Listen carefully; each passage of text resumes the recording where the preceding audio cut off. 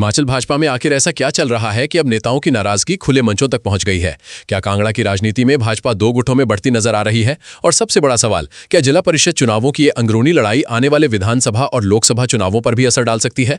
नमस्कार, आप देख रहे हैं हिमालयन 24 न्यूज और मैं हूं आपके साथ संजीव कुमार। हिमाचल प्रदेश की राजनीति में इस वक्त सबसे ज्यादा चर्चा अगर किसी मुद्दे की हो रही है तो वो है भाजपा के अंदर बढ़ती गुटबाजी। कांगड़ा के नूरपुर और फतेहपुर इलाके से जो तस्वीर सामने आई है उसने पार्टी की अंदरूनी खींचतान को अब पूरी तरह सार्वजनिक कर दिया है। जिला परिषद चुनावों के बीच भाजपा सांसद और पूर्व मंत्री के बीच शुरू हुई तीखी बयानबाजी ने सियासी पारा बढ़ा दिया है। मामला इतना बढ़ चुका है कि अब पार्टी समर्थित उम्मीदवारों के खिलाफ मैदान में उतरने वाले प्रत्याशियों को लेकर सीधे सीधे आरोप लगाए जा रहे हैं। दरअसल पूरा विवाद उस समय गरमाया जब पूर्व मंत्री राकेश पठानिया समर्थित कुछ उम्मीदवार चुनावी मैदान में उतर गए। इसके बाद भाजपा के भीतर छिपी नाराजगी खुलकर सामने आने लगी।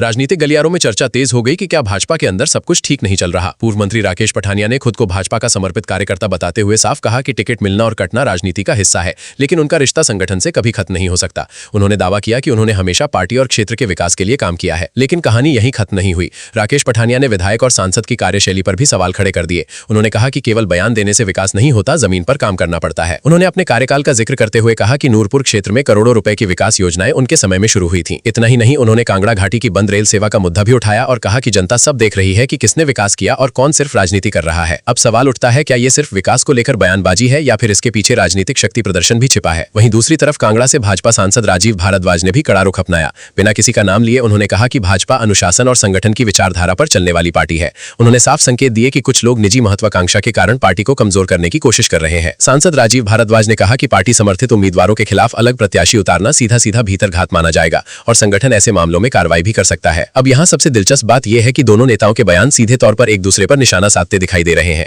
यही वजह है कि भाजपा की यह अंदरूनी लड़ाई अब सिर्फ संगठन तक सीमित नहीं रही, बल्कि जनता के बीच भी चर्चा का बड़ा मुद्दा बन चुकी है। सांसद के बयान के बाद राकेश पठानिया ने भी पलटवार किया। उन्होंने कहा कि उन्हें पार्टी विरोधी बताना पूरी तरह गलत है। साथ ही उन्होंने ये भी कहा कि जनता सही समय आने पर सबको जवाब देगी और लोगों को अच्छी तरह पता है कि क्षेत्र में असली काम किसने किया है। अब बड़ा सवाल यही है कि क्या भाजपा संगठन इस विवाद को जल्द शांत कर पाएगा? क्या जिला परिषद चुनावों की ये लड़ाई आगे और बड़ी राजनीतिक खींचतान में बदल सकती है? और सबसे अहम, क्या इसका असर भाजपा की एकजुटता पर पड़ेगा? फिलहाल इतना तय है कि कांगड़ा की राजनीति में गर्मी लगातार बढ़ती जा रही है और आने वाले दिनों में ये मामला हिमाचल भाजपा के लिए बड़ी चुनौती बन सकता है।